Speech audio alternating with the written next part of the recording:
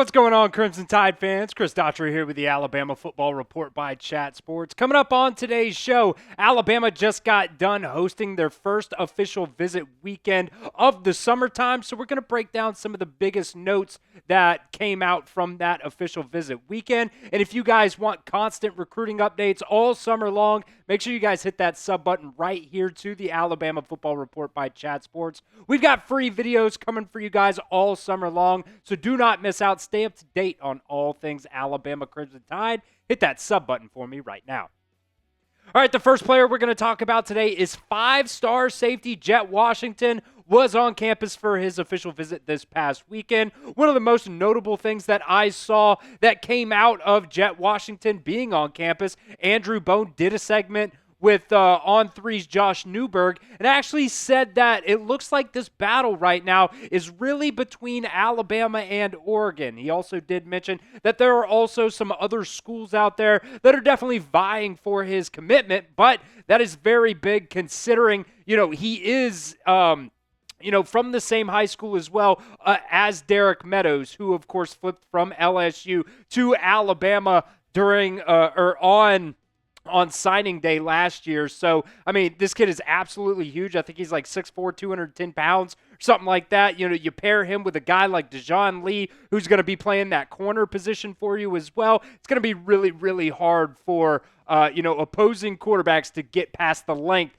that Jett Washington, could bring to this Alabama team. Let's go to another player here, Boobie Feaster, 4-star wide receiver just outside of that 5-star rating.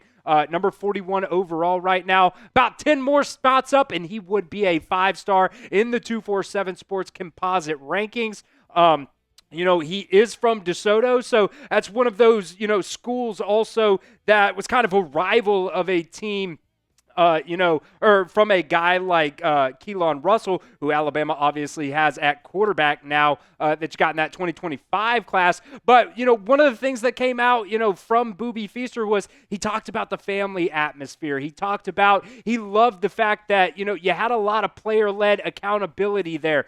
Coaches weren't having to tell players, what to do and, go talk to this guy. Players were just kind of, taking it upon themselves to go out there and, recruit. Is all hands on deck type of recruitment with this new Alabama coaching staff. That goes for coaches and players as well. Seemed like Ryan Williams was a major figure. You saw out there on Twitter this past weekend, there were a lot of photos of Boobie Feaster with Ryan Williams. You might have seen the one where Ryan Williams was putting like a hypothetical, crown on Boobie Feaster's head saying you were the next one. So this is going to be a big commitment also, or big recruitment for Boobie Feaster. Also mentioned Keelan Russell was a major figure there as well.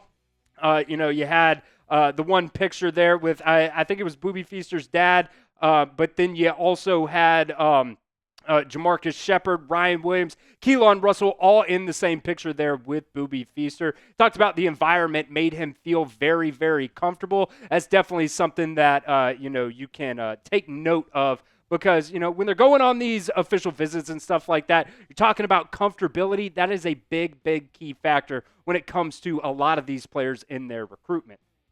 Let's go to the next wide receiver here, Kenny Darby, currently right now committed to LSU.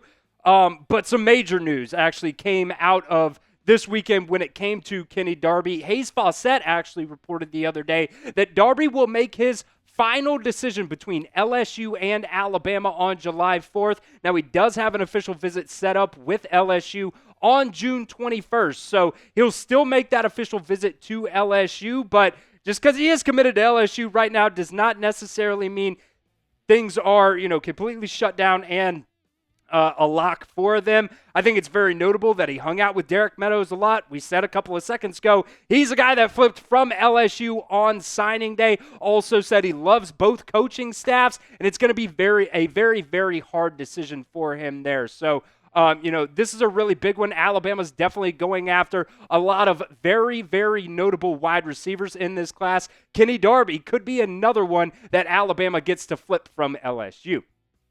We'll also talk about another flip candidate from LSU here in just a second, but I want to hear from you guys. Get down in the comment section and let me know. Will Alabama end up flipping Kenny Darby from LSU? Type Y for yes or N for no down at the pinned comment of today's video. All right, like I said, Alabama's going after some of the best wide receivers in the country right now. Boobie Feaster, Kenny Darby, both on campus this past weekend. Sadarian Morgan, number 11 overall, number 2 wide receiver. Tristen Keys as well. He's another LSU commit, number 3 player overall, number 1 wide receiver in the country right now.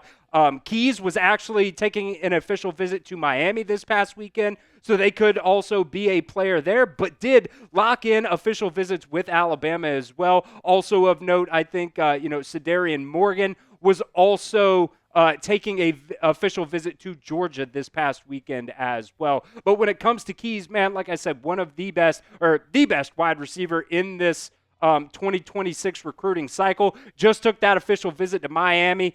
He's going to be taking an official visit to Tennessee on June 13th. Actually going to have a midweek visit with Alabama coming up here June 17th through the 19th. And then the very next day, going to be getting back on campus at LSU. So 2 big-time wide receivers right there. Add Sadarian Morgan on top of that. Boobie Feaster as well. Alabama definitely cooking in that wide receiver department when it comes to this 2026 recruiting class. We'll see if they can get Keys to flip from LSU. We'll continue on with our notes here in just a second, but you guys can go get a very solid Father's Day gift, I think, just by going over to chatsports.com/Bama Polo. Go over to that Fanatics website. It's about 45% off, I believe, right now if you go get that today. You got a bunch of different things on there. You got Bryant-Denny Stadium. You got the band practice field.